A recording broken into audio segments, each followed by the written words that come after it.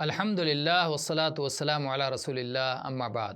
آج ہم جس صحابی کا ذکر خیر کرنے جا رہے ہیں وہ نبی کریم صلی اللہ علیہ وسلم کے چوتھے خلیفہ راشد ہیں، اور وہ نبی صلی اللہ علیہ وسلم کے داماد ہیں، آپ کے چچیرے بھائی ہیں،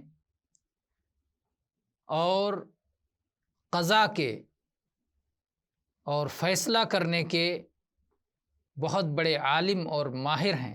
مجھے امید ہے کہ آپ سمجھ گئے ہوں گے کہ میں علی بن ابی طالب رضی اللہ عنہ کا ذکر کر رہا ہوں۔ علی رضی اللہ عنہ، جن کا ایک لقب حیدر بھی ہے، حیدر یعنی شیر، جن کی بہادری کے بہت چرچے ہیں۔ علی رضی اللہ عنہ بھی قریش خاندان، قریش قبیلے سے تعلق رکھتے ہیں، بنو ہاشم خاندان سے ہیں، اور ان کی وفات مکہ میں سن 600 عیسوی میں ہوئی، اور یہ اسی وقت اسلام قبول انہوں نے کیا جبکہ ابھی 10 برس کے تھے، اور بچوں میں سب سے پہلے اسلام قبول کرنے والے ہیں۔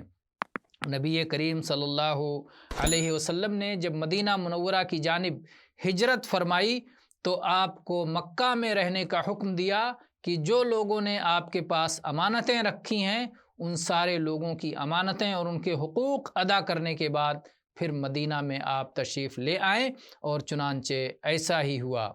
بدر کی لڑائی میں، احد کی لڑائی میں، خندق کی لڑائی میں، بیعت رضوان اور جو دوسرے معرکے ہوئے ان سب میں نبی کریم صلی اللہ علیہ وسلم کے ساتھ رہے، البتہ تبوک میں حاضر نہیں تھے۔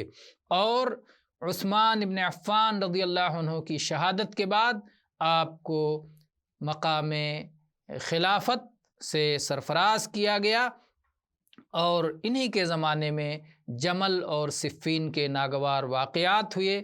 آپ نے کوفہ دارالخلافت کو منتقل کر دیا تھا، اور وہیں پر بدبخت عبد الرحمن ابن ملجم نے سن 40 ہجری میں، سن مطابق 661 عیسوی میں آپ کو شہید کر دیا، اور آپ شہادت کے مقام پر فائز ہوئے۔